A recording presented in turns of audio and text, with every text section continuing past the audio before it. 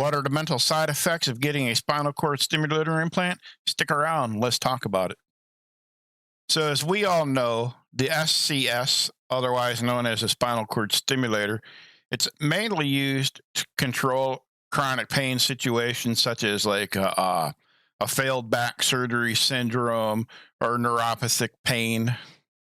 Uh, they can be effective in some people in reducing mechanical pain, others that it does not work for. Um, Medical procedures gone bad, et cetera, et cetera. But there are certain side effects that we should look into that we probably need to discuss for those that are new here, those that are thinking about getting a stimulator, or those that have gotten it that are wondering what they may be in store for later on down the road. For those of us who may have had it for months or even years now. Some of the possible the mental side effects associated with getting a spinal cord stimulator is adjustment difficulties. The process of adapting to a new device and the sensation that it produces, it may be challenging for some people, plain and simple. This could lead to feelings of frustrations, anxiety, and depressions in the initial phase.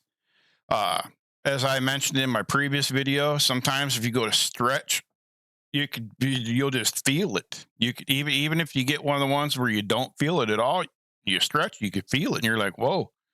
Uh, some people have a hard time getting used to that at all, and it could take its toll on them after a little bit. Expectation mismatch is number 2 on my list.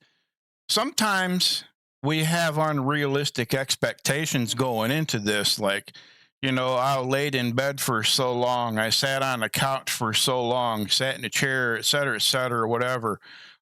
I'm going to get this thing after watching these videos and listening to what people were able to do. And I'm going to be able to go do this. And I'm going to be able to do that.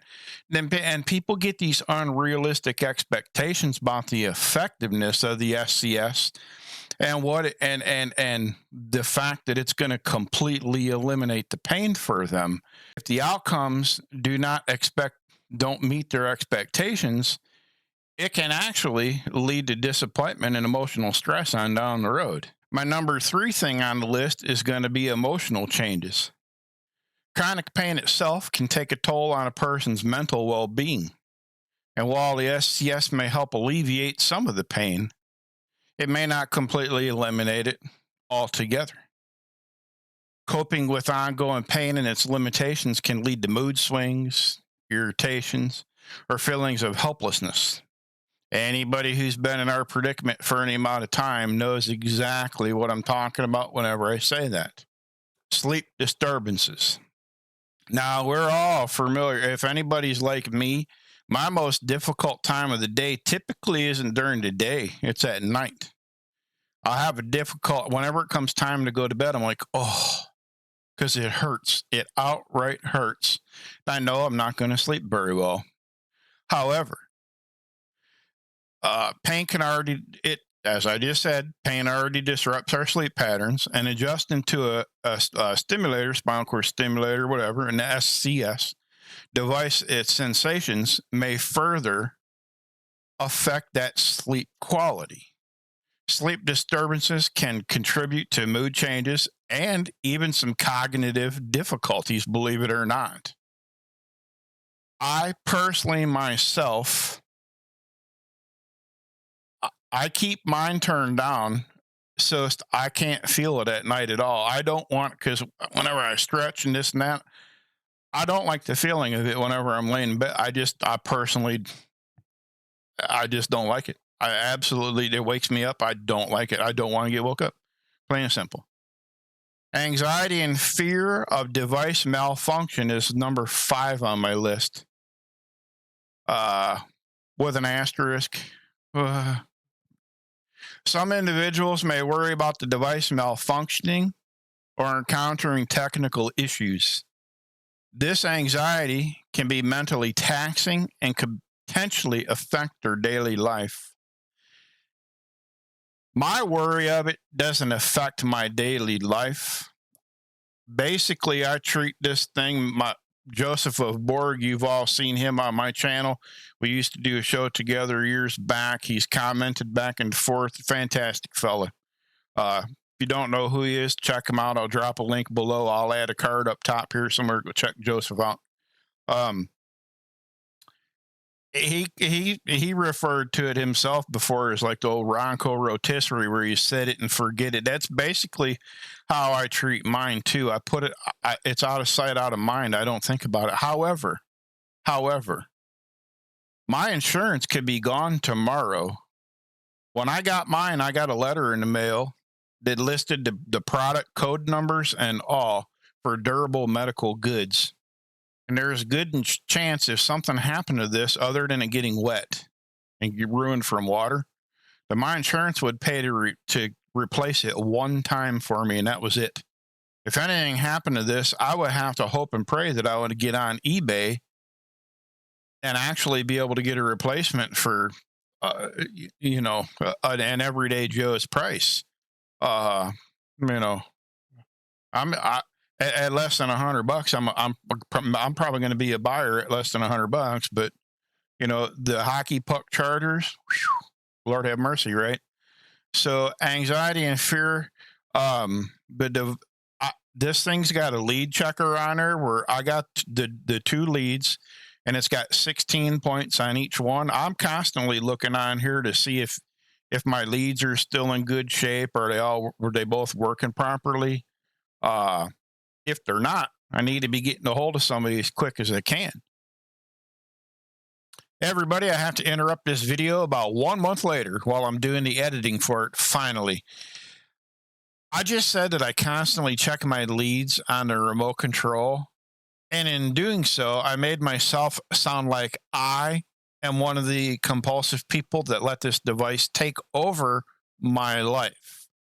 That couldn't be further from the truth if it really wanted to be. I actually only pick up my remote control about twice a month, maybe.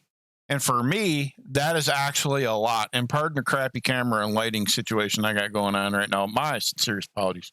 I pick it up about twice a month. I take a quick peek and I set my remote control back down and I go on about my life.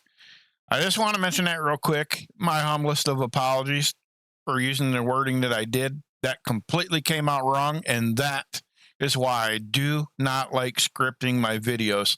I would rather shoot from the hip and tell you how it is. Anybody who knows me knows that. See ya. So that's another thing too. Anxiety and fear of device malfunction. That leads to my next one on here.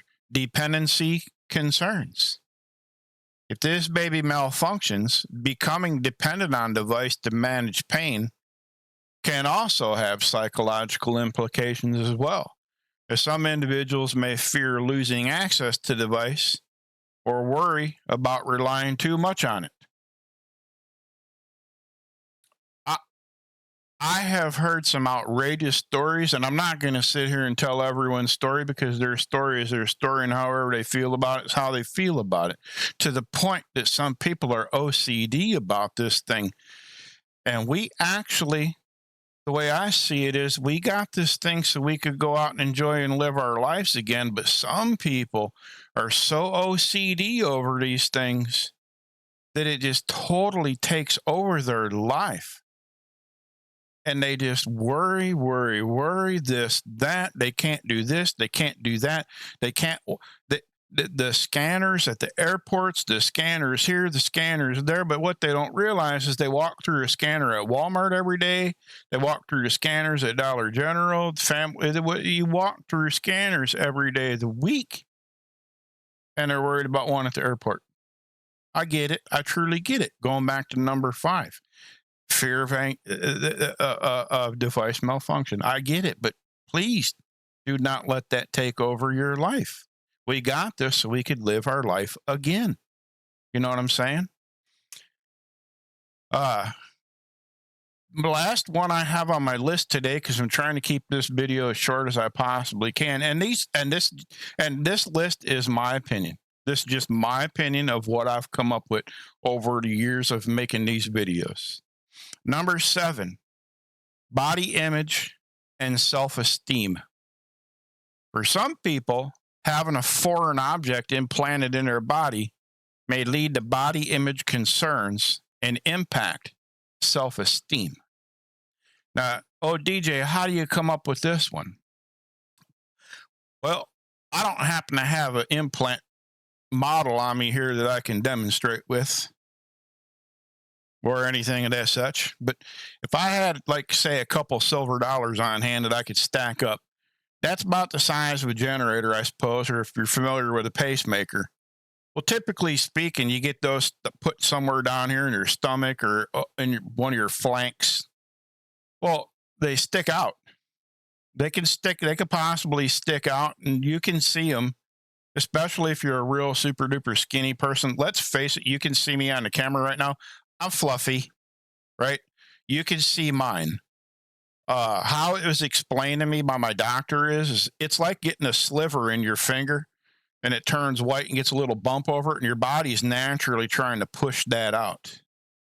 Well, the same thing with your generator back there. It's why they have to go in every now and again and tuck it, do a little nip and tuck it back in, because your body's trying to push it out so you could see it. Well, some people they have issues with that and they don't want it to be seen. Well, in my case,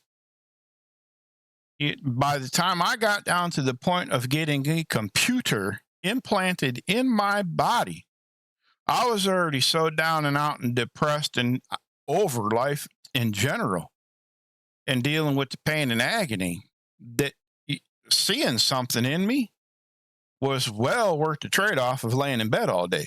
Oh, you know what? If you can see it, well, if you don't like it, don't look. I'm going to get up and go to the grocery store today, by golly, because I can walk again. Simple as that, but I can understand.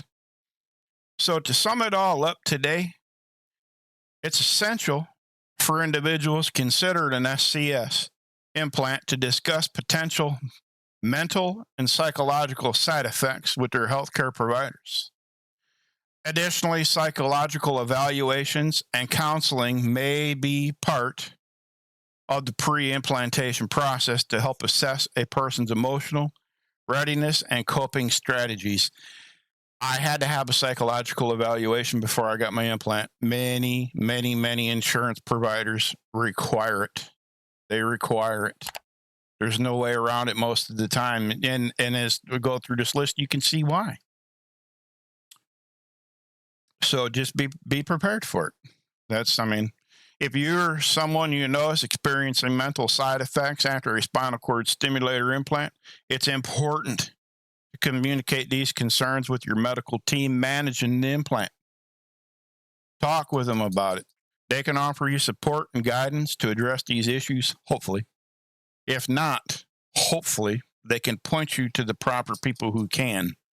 If you've already got the implant and you're suffering some anxiety and some depression, get help. Do not sit there and ride this out alone. Please get help. There's all kinds of numbers. There's all kinds of help out there. Click the link to my Discord below.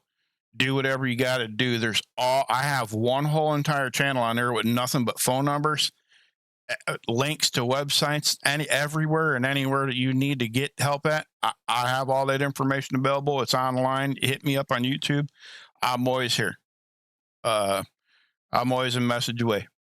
So with that, I'm going to go ahead and get on out of here. This is not an all-inclusive list. If you can think of anything that I may have missed, drop it below. Let's go ahead and give it a talk. Let's talk about it. I'll be back with some more later on. I'll catch you guys later. Take care of yourself, everyone around you. See ya.